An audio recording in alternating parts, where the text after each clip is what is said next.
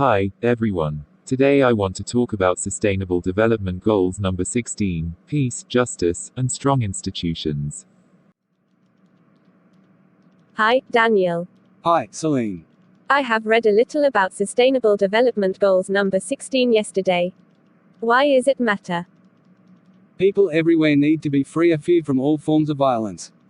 And feel safe as they go about their lives, whatever their ethnicity, faith, or sexual orientation.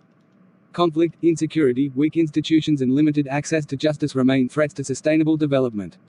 In 2019, the number of people fleeing war, persecution, and conflict exceeded 79.5 million, the highest level ever recorded. 1 in 4 children continues to be deprived of legal identity through lack of birth registration, often limiting their ability to exercise rights in other areas. The pandemic threatens to amplify and exploit fragilities across the globe. That's right. Talk about peace all around the world. Everyone in this world wants peace.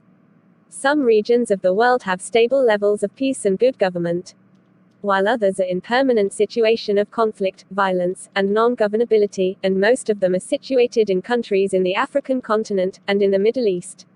Only 10 countries in the world are free from conflicts of all types. On the other hand, corruption harms, at the same time, democracy and the rule of law. It leads to human rights violation and has an impact on women and children in a very accentuated way. It's necessary to promote societies based on transparency and good government, with public, transparent, and responsible institutions. Ensuring respect for human rights and ensuring an access to justice, equality for all, reducing corruption and bribery. What you said is true. Did you know? Every day, 100 civilians including women and children are killed in armed conflicts despite protections under international law. Really? The world is really mess. I have some facts you should know, Dan. Among the institutions most affected by corruption are the judiciary and police. Corruption, bribery, theft and tax evasion costs some US $1.26 trillion for developing countries per year, when this amount of money could be used to lift those who are living on less than $1.25 a day above $1.25 for at least 6 years. And next, birth registration has occurred for 73% of children under 5. But only 46% of sub-Saharan Africa have had the births registered. Approximately 28.5 million primary school age who are out of school live in conflict-affected areas. The rule of law and development have a significant interrelation and are mutually reinforcing, making it essential for sustainable development at the national and international level. And the last is, the proportion of prisoners held in detention without sentencing has remained almost constant in the last decade, at 31% of all prisoners. Oh my God, this is really worrying. Especially corruption. The problem of corruption is never ending in every country. It really hurts the people. Yes, you are right. Not only corruption, the problem of violence against children is never ending too. We've seen many problems about child abuse in the media, like sexual abuse, child exploitation, and child trafficking. In the other hand, there are several countries that still doing the child marriage. Very terrible. But this is the serious issue that we are facing until now. Violence against children affects more than 1 billion children around the world. 50% of the world children experience violence every year. Every 7 minutes somewhere in the world, a child is killed by violence, and 1 in 10 children is sexually abused before the age of 18. 246 million children worldwide affected by school-related violence each year. Not to mention at least 1 in 10 children have experienced bullying.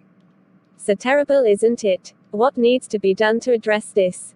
Governments, civil society and communities must work together to implement lasting solutions to reduce violence, deliver justice, combat corruption and ensure inclusive participation at all times. You have read about this. I think you have been known about the targets. Of course. Reduce violence everywhere, protect children from abuse, exploitation, trafficking and violence, promote the rule of law and ensure equal access to justice, combat organized crime and illicit financial and arms flows.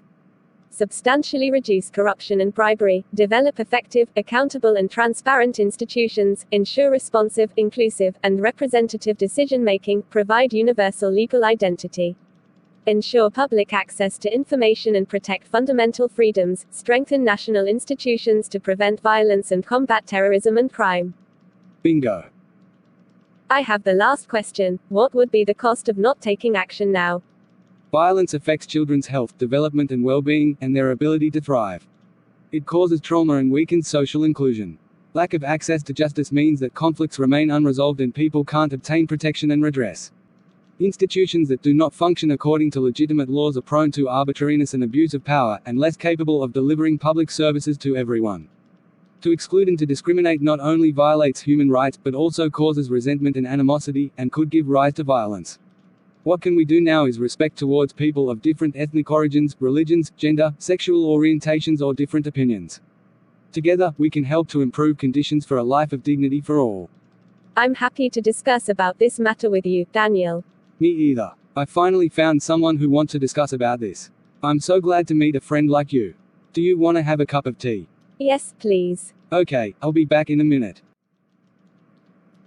We just discussed the problem in SDG number 16 and discussed various targets and solutions.